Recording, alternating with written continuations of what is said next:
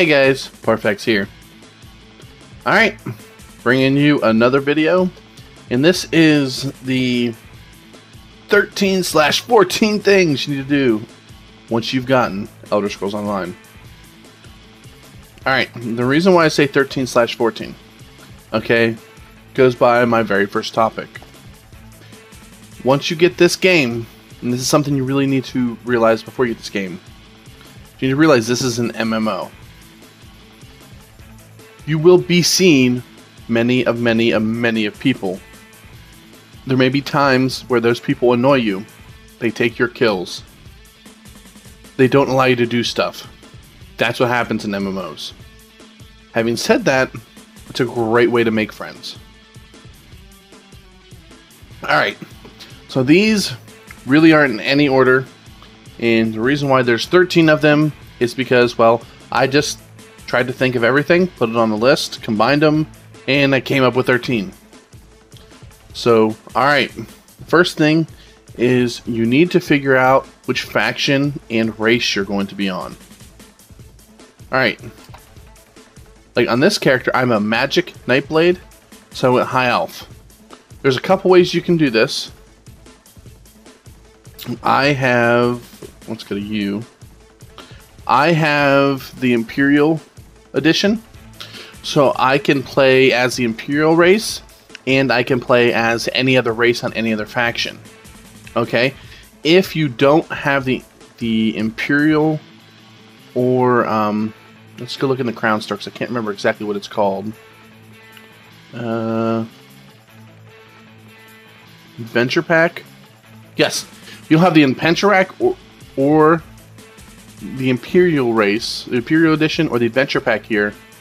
You're only going to be able to play on only play with whatever characters that faction has. Okay, so as I believe Ultimate Dominion has Bosmer, Khajiit, and High Elf. So you can only play as a Bosmer, Khajiit, or High Elf if you're on the Ultimate side. Having said that, I advise everybody to at least get the Adventure Pack. Don't be limited on which races you can pick just by your faction, because this goes on the faction side. You want to pick a faction that you play with other people on. Whoever you're going to play with, pick their faction. This is an MMO. Okay? Whether you think you're going to play with them or not, right now, pick their faction. I don't care if they're on AD side or Ultimate Dominion, and you're a Skyrim fanboy like me and you want to play on the Ebonheart side. Okay? You will be able to play the Ebonheart story. Okay? Once you hit Vet 1, if you're on AD, you'll go to Ebonheart. Once you complete the Silver, if you're on Daggerfall Covenant side, you'll be able to do Ebonheart. Okay? So don't pick it on strictly what you want the best, because you'll be able to play it. Okay, it's not that big of a deal. Okay, and the reason why I say race kind of goes on my next point that I'm going to go, so I'm going to kind of tie those two in together. And that is whether you want to be a magic or stamina class. Okay, the reason why I say that is because this game is very unforgiving if you want to do both. This game will beat you up and spit you out. Having said that, at the very beginning of the game, it's really easy to do it, and I actually suggest people to do it. It's nice to have a little bit to draw from both pools because you don't have a big pool. But once you start to get in the 30s and 40s, you start hitting so weak that you're not going to want to dip. I'm a magic user in this guy. Okay, I just started him the other day. I'm going to be a magic user. I don't want to go down here and be a high elf, which, as you can see, it gives me magic regen, max magic, and increase your damage with elemental effects. I don't want to be a high elf in the side. Well, I think let's go bow two-hander. That's a really bad synergy. You can do it, yes. You can be absolutely anything you want in this game, but it will affect affect you in a very negative way. Okay? So, you want to pick a race that allows you, like I said, I want to be a magic user. That's a great magic set. So I went ahead and my abilities are magic. So I took magic morphs. The only magic morph I haven't taken is ambush, and I'm just leveling it up. I'm going to level up the other side too, so it doesn't matter. So pick whether you or not want to be a magic caster or stamina caster, and then that allows you to help you with your race. Make sure you pick a race that has good passives for whatever you want to do. Do not ever worry about the very first ability. Increase experience gained with the destruction staff. Don't pay attention to it, because once you hit level 50, it doesn't matter. These are what matters, these last 3 abilities. Alright? I made the mistake of picking a Nord because they'd be good with two-hander, because it said that increased experience with a two-hander. Doesn't matter. Not in the least bit.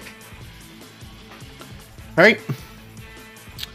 Number 3 is skill points. Okay? At the beginning of the game, you don't have very many. So you need to learn how to use them. What you do when you create a character, this is what I do. It's going to have, you're going to go through the tutorial, or if you skip, depending on if you've completed it or not. Get the first skill in each of your 3 classes. Okay, whether you think you're going to use them or not. And level them up. Okay? At the very beginning, I do not put any points into my passives. It is going to make you weaker, but I actually want the skill. It'll allow you to level up all of your skills. Try to level every single one of your skills as fast as you can. And then once you start getting an excessive amount of points, like as you can see I have 10 here that I haven't spent. Let's see, make sure we get all the I hate this skill. I'll still put a point into it. I want to level it until at least it morphs. Okay? But use them as well. If you get a skill point, use them. When you're first starting out, you're going to get a ton of skills.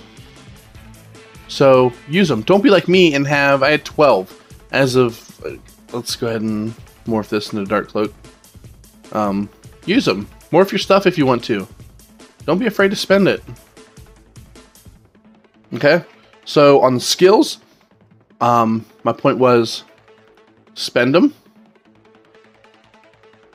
Don't spend them on passives early, and spend them to morph your stuff. Okay, because you want to at least get them to morph, and some abilities morph it, because it's fun getting new abilities. It's a lot more funner to put points into getting new abilities than it is going down here and giving you more ultimate when I drink a potion. Alright. And the last thing I'll say on skills is there's a couple ways you can get skills. You can get them by finding lorebooks. Finding skyshards like these right here. Or you get them from leveling up. So once I hit 16, I will level up and it will give me a skill point. And then there are some quests that give skill points.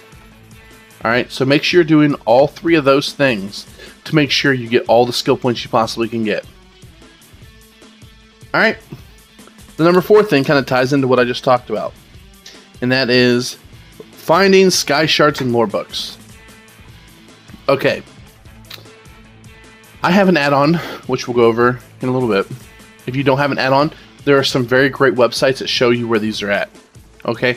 Before you leave an area, like I've already left this first area, grab all the skyshards and lorebooks. I have to complete a quest, I believe, to get into here. That's the only reason why I haven't got these. Make sure you get all the skyshards and lorebooks. Okay?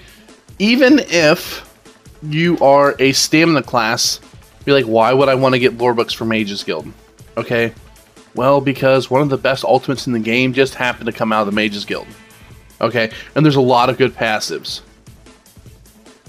Let's go down here and look into Guild, Mage's Guild.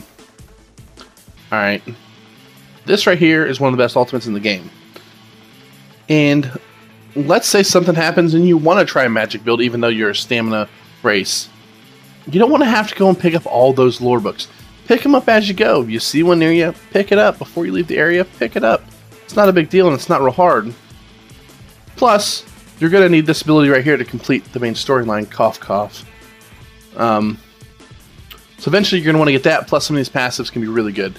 We're not going to dive into that because that's not what I'm here to do, but make sure you pick up the lore books. The Fighter's Guild will level itself. You do content and this will level itself up, so you don't have to worry about that. Okay? But Mage's Guild, you have to pick up those lore books. It's easy. You see one, you go pick it up before you leave the area, get them all. Doesn't take very long. Alright? And skyshards. There are 16 skyshards in each zone. Main zone. There are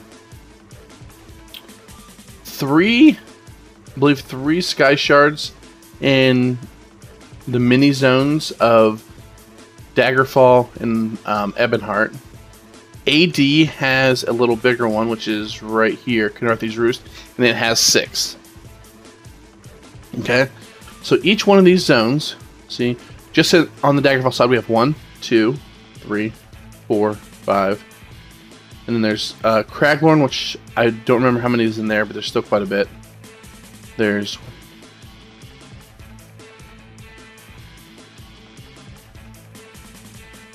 17, I think I counted right. 1, 2, 3, 4, 5, 6, 7, 8, 9, 10, 11, 12, 13, 14, 15, 16, 17, 18. So there's 18 sky shards there. Alright. So look, there's 1, 2, 3, 4, 5. 5 for each faction. Okay? So that's 15 zones with 16 sky shards in them. There's one zone with 18 sky shards. There are 2. There's this one and this one. So there's 6 more. And I forget where they are for, like up here somewhere or something like that. There's 2 small zones for Ebonheart, and then there's 1 down here. And there's 16 here in Cold Harbor. And then last but not least, there are 45, I think. I believe there's 45 in Cyrodiil. As you can tell, they're all over the place. There's probably 16 just right here. So, yeah. So make sure you get them. You're going to need them. Whether you have them right now, whether you even have this, you can put them somewhere. Get them as you go, because there's going to be things you're going to want to put points into, and you want to make sure you have that. You want to have the skill points in. Have enough skill points, you can put them in as soon as you get them. Alright, that's enough on Sky Shards and lore books. Alright. Now, the next thing is crafting and crafting writs.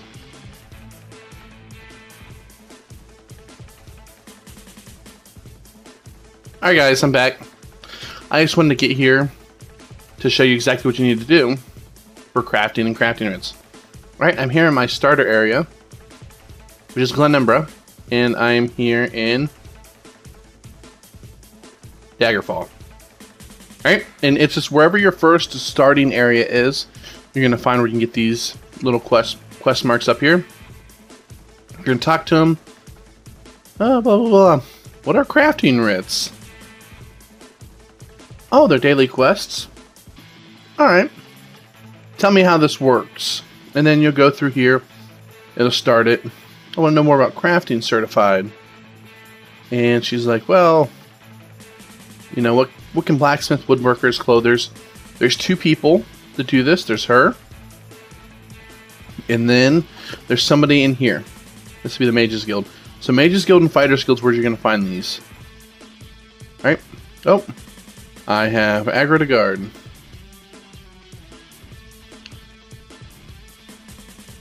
I'm just going to let him kill me so I can get this over with. Thank you. This guy thinks it's funny. Ha ha ha. Alright, let's back on track now. So that's where you're going to get your crafting writs. You have to get certified for whatever you're going to do. In order to craft, you don't have to be certified. But what these are a great way to help you level up. And they're a great way just to acquire materials. Okay? You can actually get legendary materials from these. So, whatever you want to craft in, do it. Now, that takes me to my next point on that, crafting. Most of you people out there want to craft everything. I'm going to give you a piece of advice. Don't. Okay? Not on one character, at least. If you start off and you're like, well, I want to do all of them because I want to be self-sufficient, you are not going to have enough skill points. You will eventually, but I have one crafter, my main on Parfax. He is my alchemist, my enchanter, my cloth maker, my provisioner. The only thing he's not is my woodworker and blacksmither. Okay?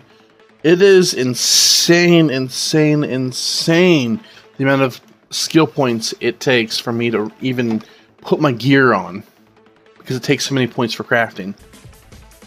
For example, provisioning. Let's make some food. Okay. 4. You get 1. So 3 plus 5, that's 8. 9, 10, 11, 12, 13, 14, 15, 16, 17, 18, 19, 20, 21, 22, 23. 23 points for this. And then let's go enchanting. 23, 24, 25, 26. 26 plus 8, 34. What did I say? 26 plus 8? Right? Yeah, 34. 34, 35, 36, 37, 38, 39, 40, 41, 42, 43. That's 43 skill points just for provisioning and enchanting. And then it's like that, as you can see, it just goes up. So many skill points. Too many skill points for one character. Later in the game, if you decide you want to start doing it, and you want to be self-sufficient, you can put it on one character, that's fine. You have enough skill points. But, I mean, we'll do some numbers here. So 2, that's 43. Let's even go 20 apiece. That's low, right? 20, 40, 60, 80, 100. 120 points. And, let's see, there's 3 between these two. Let's just add another 5. Alright? 125 skill points just for crafting. And that's low. It's actually more than that. But, so it's just not possible. So, pick a few things you want to do. Maybe pick, like, well, like this character. What would I pick? Okay. I am a light armor caster. Well, I'm a mage, so I'm going to be light armor. So I would probably go cloth working and woodworking. Okay, so that way I can make all of my gear. So I'm 100% gear efficient on myself, at least for crafting wise. Okay. So only pick 1 or 2 things, plus bank space. You will start running out of bank space really quickly. Like provisioning, enchanting, and alchemy take up a ton of spots in your bank. So make sure you're not doing a bunch of those, because it will just run your bank full and you'll never be able to put anything in your bank because it'll be 100% full. Alright, and one last thing I'll say about crafting is when you're crafting, make sure you go ahead and research at all times. Just keep your research up, and if you have to, buy it or ask for it. You know, I come in here, well, this is Alchemy Station, but you guys get what I'm saying. You can go over and make sure you keep your research up, because that's a really big thing. Let's see, yeah, woodworker. I'm not any crafter on here, as you can see. You go over here to this research tab, and it tells you how many things you can research. Let's see, sharpened. Says I can go ahead and research that. I have a woodworker, so I'm not going to do it, but keep up with it. It's weighted. Oh, master bow. But yeah, make sure you keep up with that, because that's a really good tool. Alright, on to the next thing, which will be add-ons and settings. Okay, I kind of combined this one because on the console you guys are not going to have add-ons. At least not yet. Okay, so we'll kind of tackle that real quick, because it's a really good tool, but I'm not going to spend a whole lot of time on it just because it's, for the most part, self-explanatory. On PC, if you don't want to play with the add-ons, great. But if you do, talk around and ask yourself, what do I need? Okay, well, I want to have a numeric value on my health, magic, stamina. Get something like FTC. There's a couple other good ones. That's just the one I happen to use. And it's going to give you that. There's an XP counter for grinding. So I use this so that I can tell exactly how much XP I'm getting per hour. This tells me what damage is done to me and what damage I do, so I can kind of keep track of it so when I'm testing things. Alright, that kind of thing. Make sure you download them, do it right. If you don't know how, you can whisper me in-game, or send me a message, or look up the 13 million YouTube videos that are on it. Alright, and then settings. Okay, the first thing I do when I get a character is I go in and do my settings. Mainly, I go to interface here. In my ability bar, I go to always show. That's why, when you look, my abilities are always showing. So if I want to hit something, I know what button it is. I just like it. Some people don't like it to have it showing you have it on automatic. So it only show when I target something. But, I don't know, that's my preference. I like to see, like, cause FTC here shows me my percentage on my ultimate. I want to see if it's up. I don't have to target something. I just need to, this, there we go. And as you can see on add-ons, you can move everything. Oh, this thing right here. Let's move it down to right there. Alright, so you can move everything around. But, yeah, I have an add-on video. So if you want to know add-ons that I like to use, you can go ahead and watch it. But that's all I'm going to say about add-ons. Just download them, keep them up to date, and only use the ones you think you're going to need. Alright, now, again, settings. Like I said, I like to go down to my interface, and I turn always show on.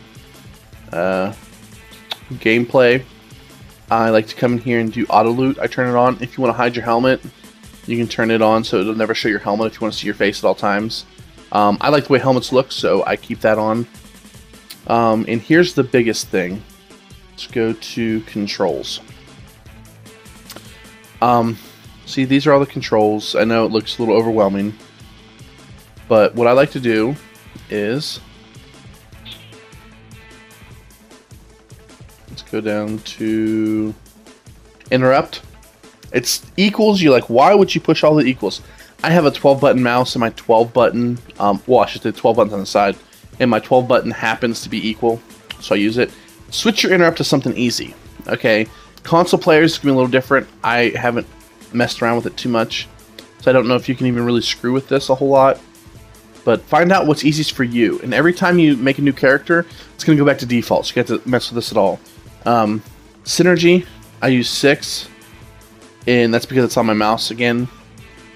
Weapon swap, that is my middle mouse button, MMB. Make your weapon swap something very easy. It doesn't matter what it is as long as it's easy. Okay, because you're going to be hitting it a lot. I don't use this, that is if I want to bind something to this. I can at all times hit that button and it goes automatically to weapon 1. Okay, I don't ever use it. Ultimate, I still have it at R. Quick slot is Q, that's for your potions and that kind of thing. Sheath. But go in here and mess around with these to where you get what you want. If you have to, write it down. So that every time you create a new character, you can go ahead and look it up and switch everything. Because you want to make sure you have everything the same. Okay? Because I actually at one point didn't have this auto loot on. And some characters had it on, some didn't. So I would go using my ultimate. Because you have to hit E and then R to collect all. So I'd go E, R, E, R, E, R. And then when I wasn't on tunes that had, when they didn't have auto loot on, when they did have auto loot on, I would blow my ultimate, picking up random stuff. So make sure everything's the same on all your tunes. Alright, that is a little longer than I wanted to spend on that, but that is settings and add-ons. Alright, and the next one is one of the things I get the biggest questions on, and that is attribute points. So go ahead and bring them up. You're going to get an attribute point every time you level. From the time you hit, once you hit level 2, to the time you hit 14, VR 14, or VR 16 when it comes out, you're going to get an attribute point every time. And if you're a magic user, Don't put any into stamina. If you're a stamina user, don't put any into magic. The bigger the pool for whatever you're using, the higher the damage. And this game is all about damage. Alright? If you feel like, well, I'm just getting a little bit too squishy. Okay, for whatever reason, I keep dying, I just don't have enough health. You can put some into health, and I'm 100% fine with that. If you're feeling like you're just dying a little bit too much, you can put some into health. And you can actually reset these. I don't know if I have it open yet. I believe it's right in here. Alright, right here. It's always in your second city. So no matter which faction you're on, the second area, I should say. The main city of the second area, that is where it's going to be at. Alright? And I believe it's the capital for each faction. Okay? So right here, you're going to see this little symbol, and it's going to have the shrine of Akatosh, Mara, and Stendarr. I don't remember. It's either Stendarr or Akatosh. One redoes your skills, one redoes your attributes, and it'll tell you when you click on it. Alright? So that's where you can reset your skills and your attributes. Okay? But on attributes, I will put all of mine into magic. It might change once I start PvPing or whatever. Or PvEing. I might put a couple into health, but for the most part, I put almost all of them into the magic tree. Alright? And I will touch on one thing that I didn't actually have written down here, but I'm actually looking and I see it. Okay? Mundus stones. Mundus stones can be very, very good. They will give you whatever you are lacking. If you feel like you don't have enough health, you can go get a health Mundus stone. If you feel like you're low on magic or stamina or armor or spell resistance or so many things. You have to look it up because there's just, I forget how many Mundus stones there are. You have to look it up, find it, and you go click on it, and then it'll give you a buff. So you can also use that Mundus stone to fill in your gaps. Make sure you get a Mundus stone, and you change it to whatever you need. Don't just have the lover stone because it's one of the first ones you find, and then don't pick up another one as you go on. Make sure if you see one on your screen, it's going to look like, let me see if I can find what it's going to look like. Let's see if I have one here. I know I have one here in this zone. Right here. See this little icon? That is the Mundus stone. Make sure you go and click it. If you see it, go travel, see what it is, and read what it says. I don't know when you click on them if it says what it is. You might have to look it up. But they're a very, very awesome tool. So yeah, build up your main pool. Don't worry about your secondary pool. And if you're feeling squishy, put points into health. Alright, the next thing I want to talk about is something that is probably the biggest missed thing when questing and leveling. Especially if you're having a hard time, like if you're dying quite a bit, or you want to do some dungeons. Okay? Try to make sure that you have potions and food. Okay? It is, if you have to be a provisioner, do it. Okay? Post in zone chat. Hey, like me, I'm looking for food. For level 15 food, I want, you know, I'm a magic user, so I want health and magic food. Anybody out there got any that I can buy off them? Okay? Use them. They're very, very valuable. At endgame, you will use them 100% of the time. If you're doing something relevant, you're going to have either food or a drink on. Okay?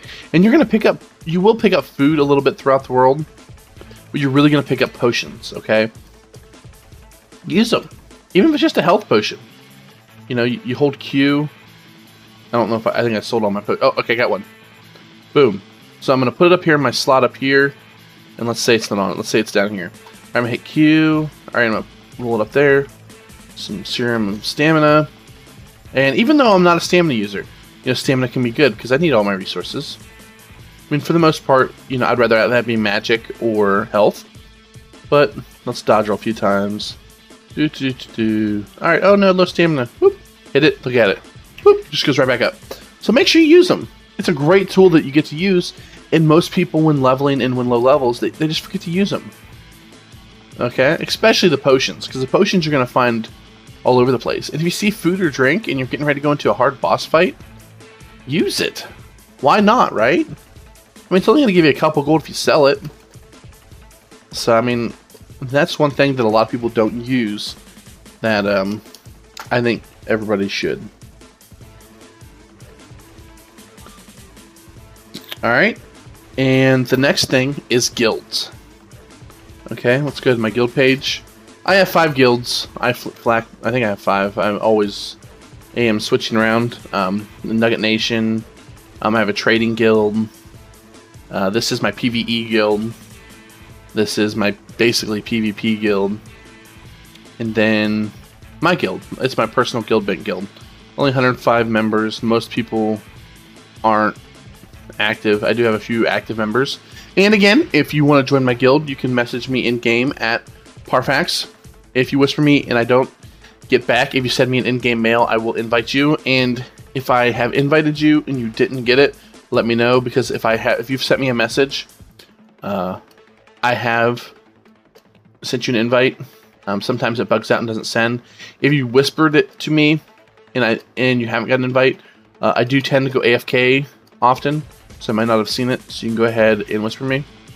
But the reason why I say guilds, even if you're a loner, okay, there are RP guilds out there doing RP, and the reason why I've stuck around this game so much is guilds. I've joined and unjoined probably 100 guilds. Let's be honest. But like this guild right here, this is my PvE guild. We have a lot of newer people, like some of these guys you see here. But I mean, like this person, this person, this person. I mean, they're all really good friends. Okay, and this is why MMOs are so popular, because you're getting a guild, you know, like I have here, and I can go look, and I pretty much know every single one of these people. Okay, this is the guild leader, and, you know, him and I talk out of game. We text each other. Not so much lately, because, you know, he hasn't been on in 16 days, because we're waiting for new content to come out. But that's the reason why you stay with the game so long. And this is, even, no matter what, join a guild. As I'm saying, and if you have a bad experience with the guild, drop it and join another one. Okay, because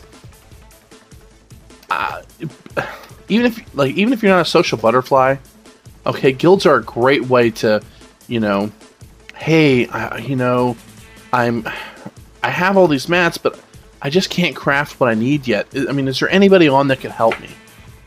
Okay, and most of the time there are. They're like, yeah, what you need? And you're like, well, I kind of need this. I just don't. Well, okay, yeah, I'll go ahead and craft it for you.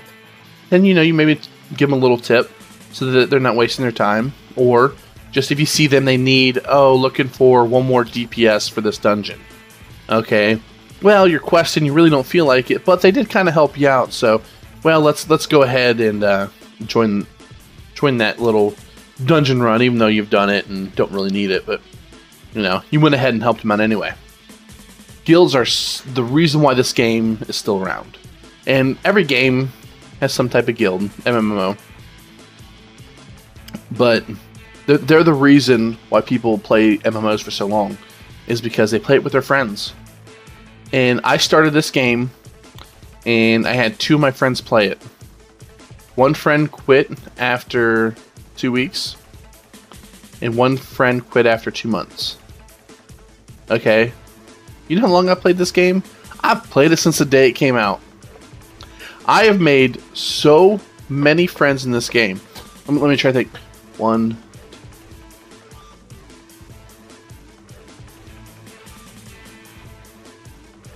I'm not kidding you. I've made probably 7 really good friends, and probably another 15 to 20 friends. Okay, and I'm not a person, like, I'm lucky because most people don't have really good friends in real life. I probably have 6 really good friends in real life, and the older you get, the less amount of friends you get. just because people go their separate ways. Okay, but I have more friends in this video game than I do have in real life. Okay, so guilds are a great thing, whether you want to solo play or not. Get in TeamSpeak and talk with them. Get in raid call and talk with them. There's free things out there you don't have to pay for. Just socialize with people and you'll be absolutely amazed at how much you want to play the game even more. Alright, that's enough on guilds, even though I think it's probably one of the most important things to take out of this whole thing is guilds. Okay, the next thing is stealing. So let's go ahead and steal, because I have not gotten my ledgerman, so you guys can see how it kind of works. Let's go in here. Undetected. See if I can get undetected here. That's empty anyway. Let's not aggro stuff. Alright, I think this basket's got some stuff in it here. Alright, why? I should. There we go. Alright. Boom. Just stole my first thing. I think.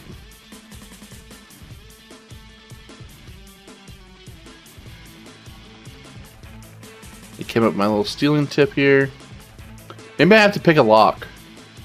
I think that might be how to start the quest. Let's go pick a lock. I think I have a locks on me. Just want to show you guys.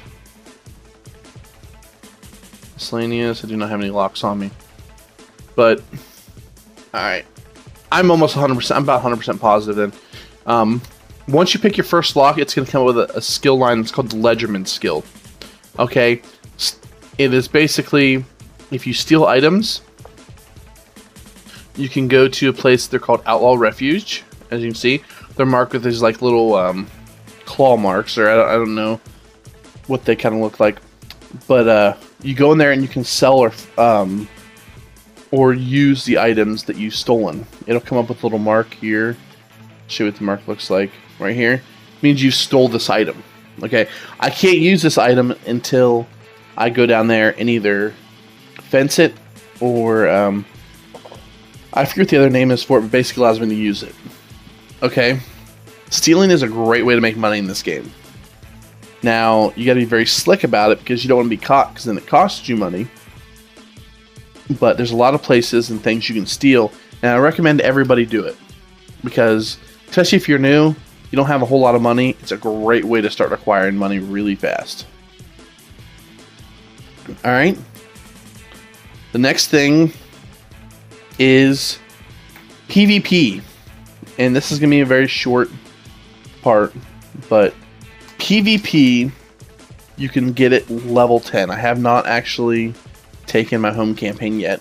The one big thing to know, if you are not veteran level, and particularly veteran level 14, okay, you're going to want to go to the veteran campaign and you're going to try to do Blackwater Blade. That is where there is no veterans in there. It is such a great way to start learning PvP. They give you a lot of help. You have a lot of health, magic, and stamina, and it helps you out a lot. I would suggest anybody do it, and if you're new to PvP, try to either join a guild or a group. Okay, it's a hard thing to learn. Once you learn it, it's absolutely fantastic, but at level 10, they're going to give you Cyrodiil weights. I don't think I still have mine. I'm almost positive I deleted it. Yeah. But, and do that. Let's say you're not planning on PvPing at all. Now, at least until the next update, which is coming fairly shortly, you want to go ahead and, well, I know I'm going to be playing on this. That's the only reason why I'm picking it. Let's go. I'm going to home Azura's Star. Alright. Your first one's free. So home it, because, let's see, Emperorship bonus. Okay, my alliance has Emperorship in that campaign, so it gives me an increased maxed health by 5 points per character level.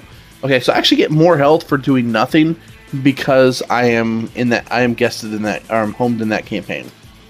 Alright, let's make sure you're doing that, whether you can do it or not. First one's free. So, It's not a big deal. Your next one's 15,000. So it's actually not that hard to acquire 15,000. So it's not that big of a deal. Alright. 2 things left. One I cannot do yet, and it's Undaunted Dailies. At level 45, you're going to get a mail in your mail, and it's going to tell you that the Undaunted wants you. Okay? There's an Undaunted skill in which I haven't actually accessed the quest for yet, but it will help you. The dailies, which will go every day. And there's a veteran and a non-veteran. You can't get the veteran quest until obviously you hit veteran, but the non-veteran ones you'll get at 45. Okay. The tip is for this to do them every day. It'll help you level up your Undaunted, which has absolutely awesome passives. It gives you really good loot. There's keys that you get depending on the certain things that you do in the dungeon, and they can drop super awesome things. So make sure you're trying to do them as often as you can. Try to do them every day, but if you can't do them every day, at least try to do them, a couple times a week, so you get this chance of those really good loot. And it's a good way to interact with people, because people do them every day. So yeah, just try to make sure you're doing them, because overall it's great. It's one of the favorite things that they've actually came out with for this game. Alright, and the last thing that I'm going to talk about here, I know this has been quite a bit longer. It's longer than most of them, but it is quest lines. Okay, I'm going to go over here. I'm actually right next to it. I wanted to mark it. And in order to get the Fighters Guild and Mages Guild quest line, you have to actually physically go in there. Now, I already have them, but... And you're going to have a quest in here. I've already done it. I believe... Might be this guy. But you're going to come in here, there's going to be a quest, and you're going to access it. And it's going to allow you to do 2 separate storylines. There's the Mages Guild, and there's the... well, that's the Mages Guild. And then over here is the Fighters Guild. This one right here. No matter what, whether you're magic, stamina, do them. It's a lot different than like Skyrim, where, well, I don't really want to do the Mages Guild because I'm not a mage. Okay? Or, I'm a mage, why do I need to do the Fighters Guild? One, you have to have intimidating presence and persuasive will to complete the main story. I know, kind of retarded, but you have to have those points in those at one point in the game. Alright? And 2, they have all really good skills. Okay? For Fighters Guild, no matter what you are, increase weapon and spell damage by 3% when attacking Daedra or Undead. This goes to 10%. So you get an extra 10% weapon and spell damage when attacking Daedra or Undead. Grants you 3 ultimate when you kill a Daedra or Undead. Again, gives you, after all the points in there, 10 ultimate every time you kill an Undead or Daedra. That's completely worth it just by itself. Even if you decide you don't want to use any of these abilities, which Dawnbreaker is really good, by the way, even for magic users in PvP. But that's beside the point. Even if you don't want to use any of these, okay? You gotta get this, you gotta get the skill line. These passives are fantastic. They're very much worth getting. Sorry, I was yawning there. Alright, and then Mages Guild. Best ultimate in the game, and you get it at level 10. Overall best ultimate in the game. And you get it at level 10. So, if that's not enough incentive to want to get that, then I don't know what is. There's also some great passives down there, but I'm not going to go over them too much. But, alright guys, that's my super long things of stuff you need to do when you get in the game. Now, that is the video for you. If you like me, go ahead and hit the like button. If you like me, subscribe. And I have a Twitch now, which you can, I will go ahead and put down below. Alright guys, thanks for watching, and I'll see you in tomorrow.